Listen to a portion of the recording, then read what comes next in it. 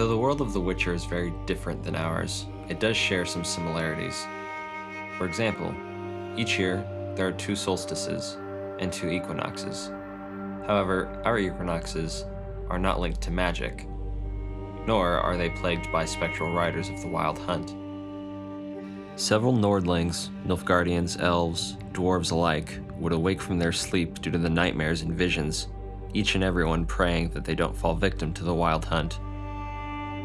To the very far south reaches of Nilfgaard lies the region of Ebbing, and within it, the remote swamp of the Priaplut marshes.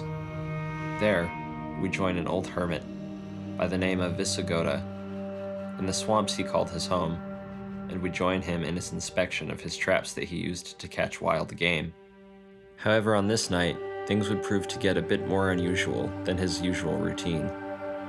In one of his traps was a black mare stamping in a panic. As Visigoda approached it, he noticed something even more worrisome: the body of a young boy, face down, next to the mare. He cautiously approached. He turned the boy over and picked off a mask of blood, dirt, leaves, and hair to reveal the face of a young girl. The girl, who he originally thought was a boy, bared a very large, fresh laceration to one of her cheeks, and he makes the decision to bring her back to his cottage. Visigoda kept a journal in which he kept record of his young patient's condition over the next 20 hours. For a period, he thought she would surely die, but thanks to his medical interventions and a fair amount of luck, his patient would live. He was dozing off around the time he was startled by a loud crash. He arrives to his patient's side, just as she picks herself up from the floor where she had just fallen, and sits herself at the edge of the bed where she had been recovering. They briefly converse, and he advises her not to move as she was hurt. However, she had to relieve herself, but shortly after she passes out. 5 days from the moment pass, and Visigoda is again by the young girl's side. She's doing much better at this point, and he changes the dressing on her face and asks her that if she had the strength to eat, and she does, but just barely. Once she finished, she sank back into her pillow and broke the silence of 100 questions circling in Visigoda's head by saying that she had to leave, as she was being hunted as a fugitive, and giving her shelter was dangerous. However, he assured her that tracking people in the marshes was impossible, so she could relax. It didn't comfort her in the slightest, as she told him she was death, and everywhere she went people died. She did, however, feel relaxed enough to reveal her real name: Ciri. The following day, he removed half the stitches in her face. They were healing nicely, but she still wasn't pleased with being disfigured. She works up the strength to go outside for a brief time. She gathers the knowledge that her horse is in Visigoda's barn, and she made for it. The old hermit watched her try to put her saddle on her mare, but as he suspected, she was far too weak, and she realized it, so she went back into the cottage and she rested more. Once the sun set, Ciri went outside again. She looks around and figured that given the supplies the hermit had, there must be a nearby village, and if that's the case, she was in danger of being found. Visigoda confirmed that not only was there indeed a village nearby, but there was also men looking for her. But he reassured her that in the swamp, it can only be maneuvered by those who have safe routes, and the excessive rain makes tracking impossible. He then told her that she was by no means a prisoner, and could leave whenever she wanted. But surprisingly, knowing she wasn't a hostage made her feel more comfortable enough to stay a while longer. 3 days pass, and all of her stitches are taken out, leaving her with the distinct scar that we see her with the rest of her life. Out of boredom, Ciri helped the old hermit with his pelt curing, and soon, Ciri let details of what happened to her slip, to which Visigoda had respectfully not asked. But before that, Ciri has an episode of anger, as she knows nothing about her quiet caretaker. It seems kind of out of place, as she could have just asked him, but instead accuses him of having less than honorable reasons for helping her. And so, eventually, the two have the long overdue conversation of their stories. Visigoda starts. He tells Ciri that he was once a doctor, an alchemist, and even a professor at the university in Oxenfurt. But when he published a paper that was deemed godless, he was exiled and driven from the north, as at the time, atheism was a death penalty offense. That was 50 years in the past. Following this, he immigrated to Nilfgaard, where he would become a professor of ethics at the Imperial Academy, a position he kept for 10 years before publishing another paper that was branded as metaphysical mysticism and was exiled under threat of death if he returned to the kingdom of Nilfgaard. He inherited his hut from an old friend, and Nilfgaard eventually annexed Ebbing and left him nowhere to go, so he was forced to hide. Once he concluded his tale, Ciri took her turn. Going back in time, we join Hotspurn, a friend of the rats, as he rode up to where he knew they were residing on a black mare, the very same black mare that Ciri now calls hers in the present. The scene set in the cottage was that of a tattoo artist named Almavera tattooing a red rose on the inner thigh of Misel, and the other rats were drinking on a separate table. Hotspurn came to them in an anxious worry as he caught wind that they were currently being hunted, but despite his worry and attempts to have the rats be more cautious, they dismissed him and welcomed the danger and reckless behavior.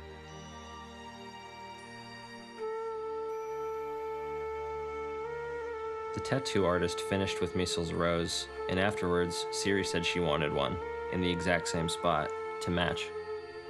Hotspurn carried on to tell the rats that the reason for his visit, after he suffered through many arrogant tales from them, he shared the worry of the rats' growing reputation, which resulting in a growing list of enemies, including the family that owned the carriage that they pillaged earlier at the end of Baptism of Fire.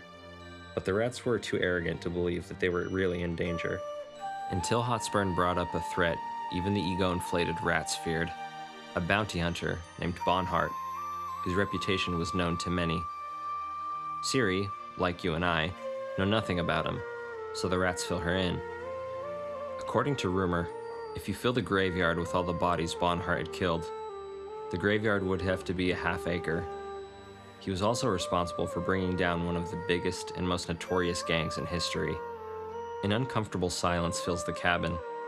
Eventually, the rats spring back to their normal selves and fill the cabin with naive banter, assured that they were the greatest gang of all time, and that nobody could take them down, even not one of the most renowned bounty hunters of all time. Despite their indifference to imminent danger, Hotspurn assured them that he had a solution to their problem. The Imperator of Nilfgaard, Emir, was offering amnesty to any and all criminals who admit guilt to all crimes they have committed. When asked why Emir would have shown such mercy, Hotspurn revealed that this was no act of benevolence or kindness, but a political move, as so many of his are. He was soon to be married to the only living heir to the throne of Cintra, Cirilla. Now, this is the first time that Ciri is hearing of this impostor, and her reaction is some serious confusion masked by an explosion of rage. The rats, having no clue to Ciri's real identity, are quite confused by her anger and sureness that she above Hotspurn knows the truth regarding what happened in Cintra all those years ago. Once she settles down a little, the gang deduces that the amnesty being offered by Nilfgaard was a publicity stunt that told the people they were merciful, but the only freedom they could count on was service to the Imperial Army or life in chains, which they thought was likely the price for said amnesty. Knowing Hotspurn had just given the rats a lot to think about, he left to give them time to digest what he had told them. He tells them till the upcoming equinox, he would be staying at an inn 30 miles away, and anyone who wished could meet him there, and he departs with the tattoo artist, leaving the rats to talk.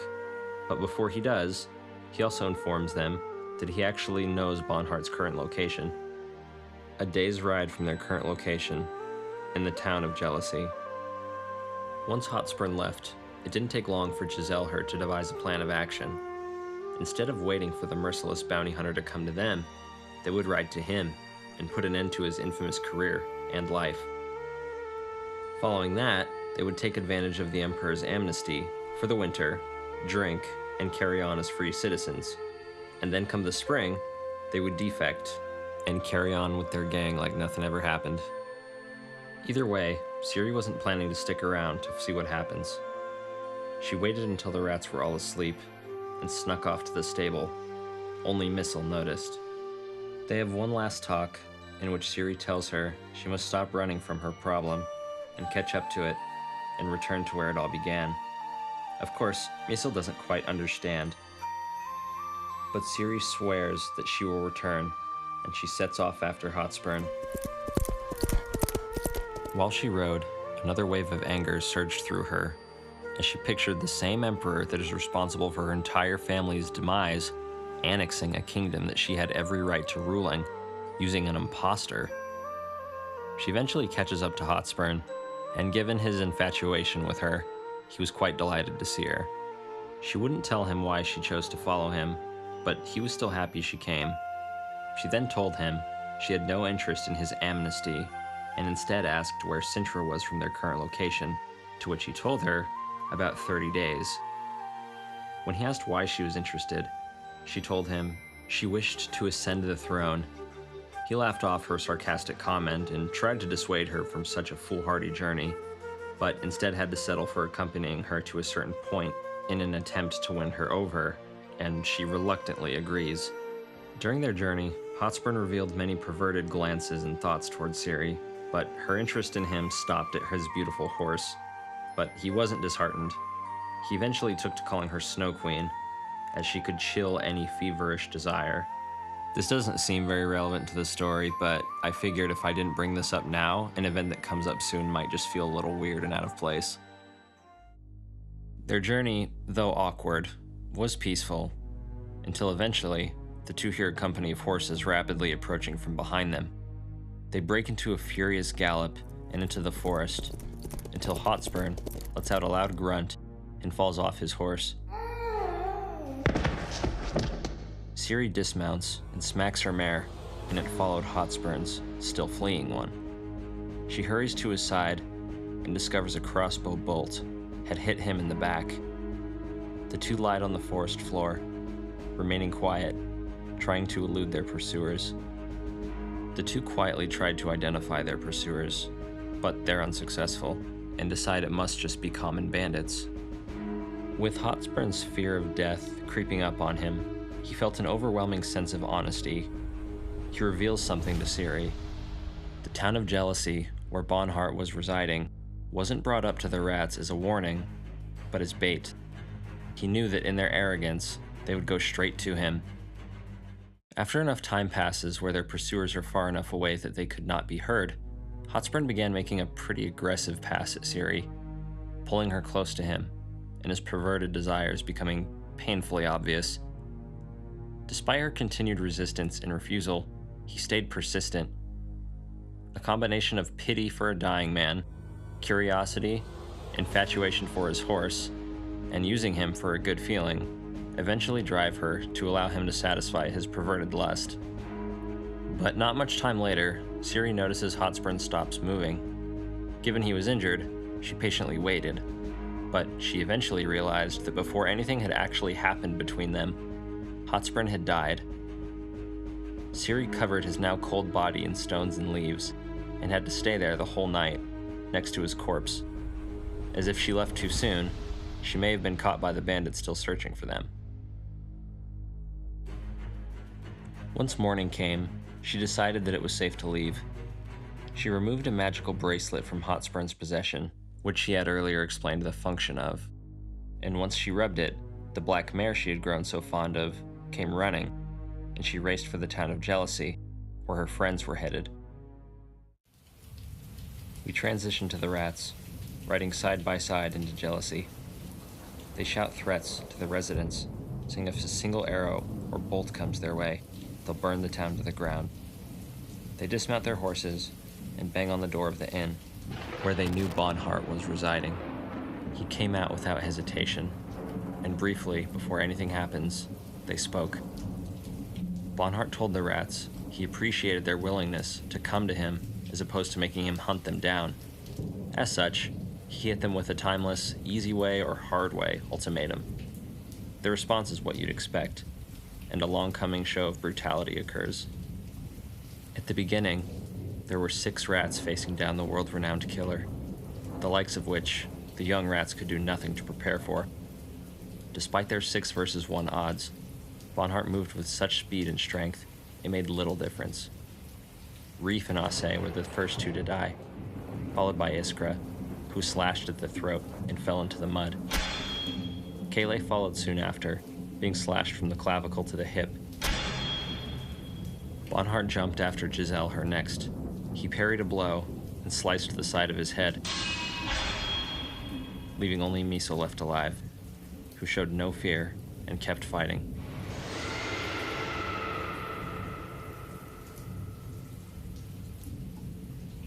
Once Ciri finally arrived, the only rat still alive was her beloved Misel. Though alive, she was crawling through the mud, trying to find her sword.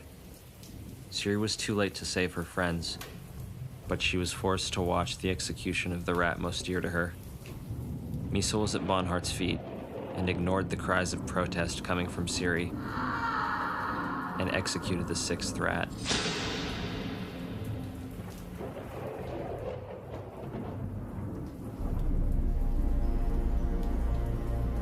Ciri drew her sword and saw a disgusting smile cross his face as he was delighted the 7th and final rat had revealed herself. Though the other 6 were already dead, Ciri was 10 times the swordsman as the others, and she met the vile bounty hunter head-on. The 2 struck, parried, and fenced so fast that all the watching villagers could see nothing but 2 blurs flashing in the rain. After a very long and tiring fight, Ciri's mind wandered to a move she learned while training with Lambert. She had been unable to crack Bonhart's defense, and she needed a new approach. She took 3 steps back and performs a half pirouette and hopes to feel her blade cutting through Bonhart's flesh, but instead feels the clang of a metal crashing onto her head. Bonhart could have killed her, then and there, but instead he drug her through the mud and tied her to a horse hitch post. Back in the present, Ciri is struggling with the resurfacing emotion from reliving these horrible events that took place at Jealousy. Visigoda sat frozen as Ciri described how she was forced to watch Bonhart transcend from killer to monster by sawing the heads off of each single rat and left their bodies in the mud.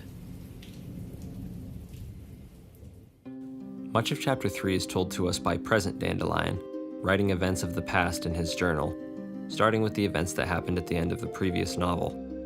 If you played Thronebreaker, you know most of the details, but a few of Geralt's party's events with Meve and her army are left out of the game. So, to start off with, I'm going to assume you know why Meve and her militia were all at the Yaruga. If you don't, the best way to explain it all would be to play Thronebreaker. But Thronebreaker doesn't capture everything, so I'll fill in the gaps as best I can. So, in Thronebreaker, Meve knights Geralt after the Battle of the Bridge, and soon after he leaves, making him a fugitive for desertion. The only real mention of the entire company, with the exception of Dandelion and Cahir, are on the report you read after it happens in the game. Here it is if you want to read it. But a few details weren't really mentioned in Thronebreaker's narrative. For starters, Geralt asked the Queen of Lyria if he and his company could part with her blessing, but she denied his request. But Meve's army marched west, but Geralt needed to travel east, and since nothing was going to stand between him and Ciri, they left without fear of being hunted. Milva used the time amongst Meve's army to get over her sorrows that resulted from her miscarriage, and over time, she was back to her rough self.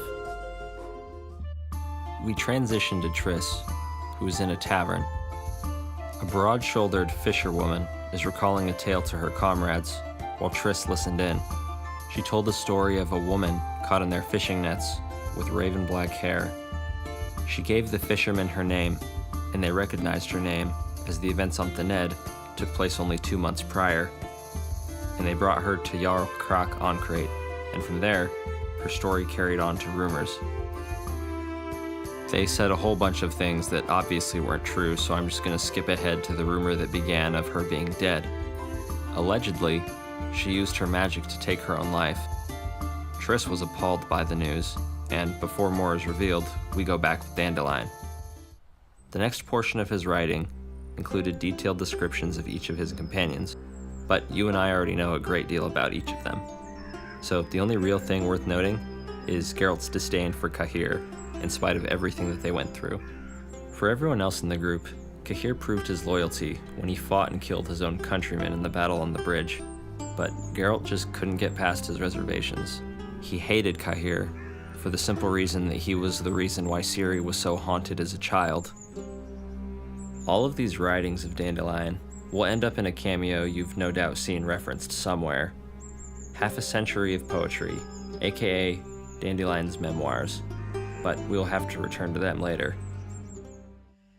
You may remember from Baptism of Fire, Francesca Findabair had an extremely brief meeting with the Nilfgaardian head of military intelligence. His name was Vatier, and we join him yet again. However, this time, he was in a meeting with his master, Emhyr, Emperor of Nilfgaard. It was not a pleasant meeting, however. Emhyr was quite angry that his incredibly well-funded military had no results in locating Vilgefortz, Rience, or the real Ciri. Or Cahir. The Emperor gave him a verbal thrashing and dismissed him from his presence. Once he had left, he made the decision to spend the evening with a young maiden that he had taken a liking to, by the name of Cantarella. While he's lost in thought, he's caught off guard by a shady individual who approaches him. He pulls out his dagger, but he sheaths it once he recognizes who now addressed him. A magical projection of Rience stood before him, despite being wanted by Nilfgaard. This is the first time that we've seen Rience since the events on Thanedd. After a short exchange of inflated egos and petty jabs, Rience proposes a deal with Vatier, Cahir's head. In 3 weeks' time, Vilgefortz and Rience knew his heading, his company, and his mission. The offer intrigued Vatier, and he asks Rience his price, to which he only wanted to know the location of Stefanskallen and whatever he was currently plotting. Once Rience names the price, fast forward to Vatier relaxing with Cantarella. Something he liked about her is that she wasn't very smart, so he could talk about all the pressures and drama of his day, and she won't have any clue what he's talking about. But we know something that he does not. Though she may act innocent and airheaded, every detail he shared, she would then report to the Nilfgaardian mage Aesir. At this point of our main party's journey, they're traveling through the forest of Riverdale. Again, their time with Maeve's army had caused them to backtrack a little bit. Eventually, they run into a forest beekeeper, who graciously offers them a place to stay. And since not one of them is one to deny hospitality at the moment, they join him for the evening. During the evening, the group inquires about the druids they have traveled so far to see. However, the beekeeper informs them that not only were the druids inhospitable and potentially dangerous, but they have also relocated due to the recent hostility with Nilfgaard. When Geralt asked where they fled, the beekeeper told him that they were at the slopes of the Amel Mountains, 60 miles south from their current location. Which was discouraging to hear at first, but as Regis pointed out, it didn't really make a difference. The following morning, Geralt stepped outside and was greeted by a gathering of all the forest beekeepers' village, which was around 50 people, including women, children, beekeepers, trappers, and hunters. The group was puzzled, and an awkward silence fills the air, but is broken by the village headmaster, which introduces himself to Geralt. Following the pleasantries, the purpose of the gathering became obvious to the group. Over the winter, the village migrates south, and they wanted an armed escort. Geralt was angry at first, feeling manipulated. But once the notion of promised 3 meals a day and guidance through the trails, and the fact that they were going towards where the druids may or may not be, Geralt bends and agrees to do it. This turns out to be a blessing for them. They moved slow, but with full bellies, and guides to lead them through the fog-ridden areas of the forest.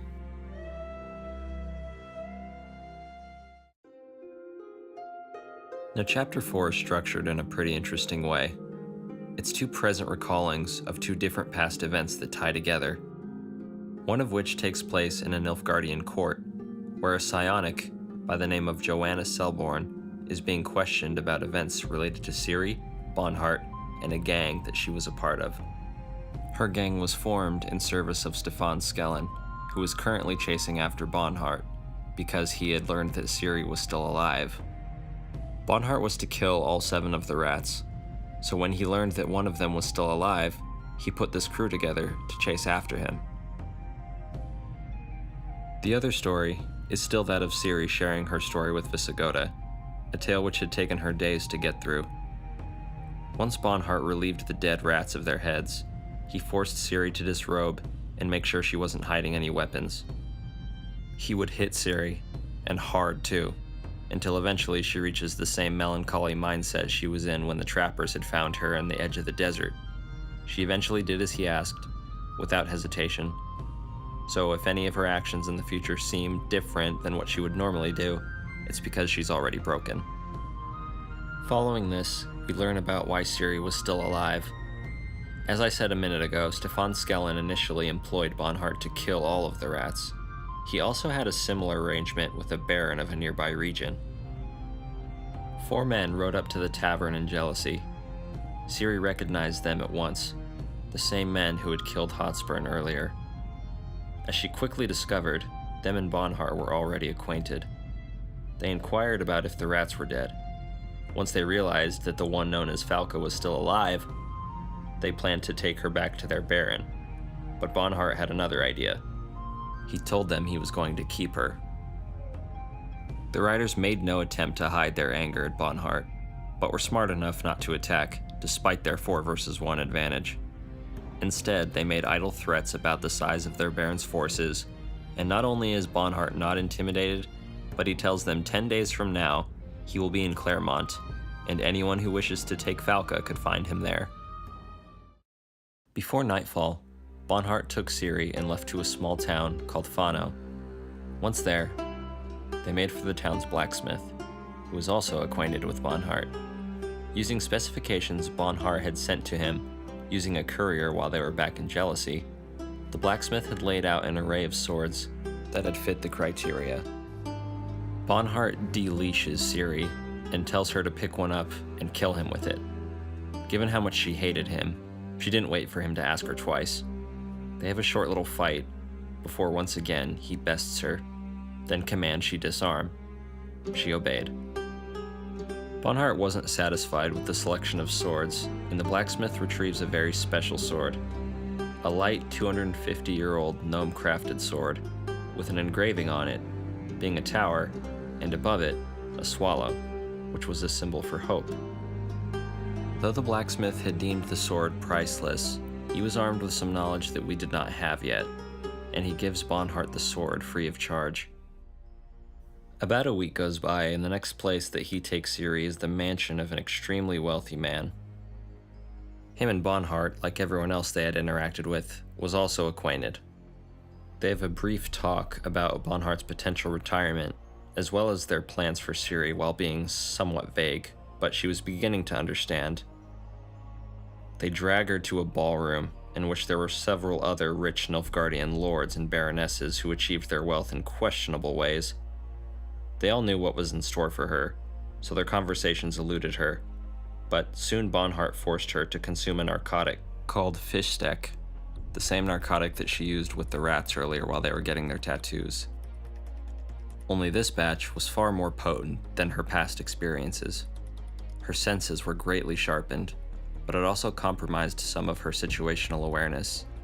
Before she knew it, her high kinda carried her, and her captors had taken her to an amphitheater complex flooded with people, and she stood alone in the center.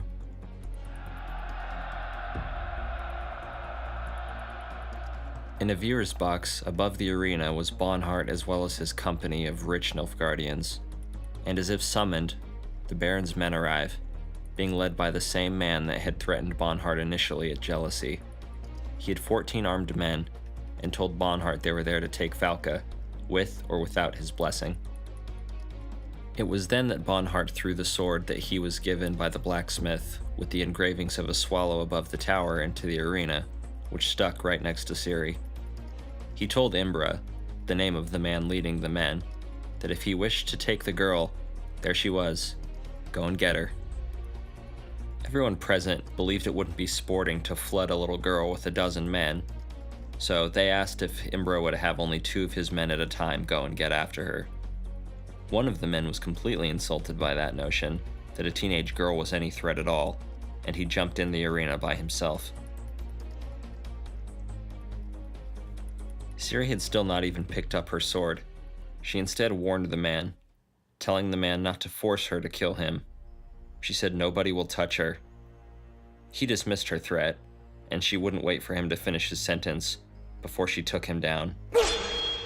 The next thing he knew, he was propped up against a post in the center of the arena, but alive. Barely. We get a short pan up to the guest box where Bonhart explains the move she just used, as well as saying he knows that she could have killed the man if she chose to. The next to enter the arena were 3 men, who like many others would regret challenging Ciri. They planned on 2 cutting off her escape, and the 3rd would attack her. Ciri had other plans, however. She went on the offensive, gutting one of the men, cutting one of the carotid arteries, and slashing another one's face open.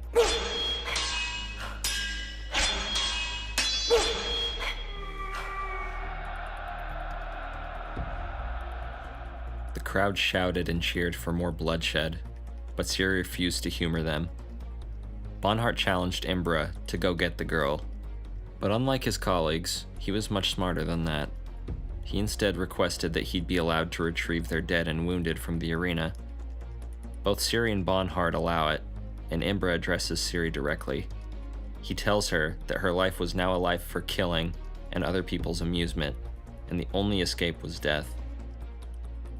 She looked her sword up and down, and placed the pommel in her hand, so Swallow, her sword that she now named, was pointed at her chest. Bonhart roared at her from the box. He said she wouldn't do it.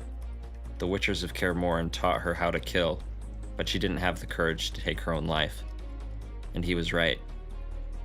Not only did he somehow deduce the origin of Ciri's fighting style, he learned her characteristics as well.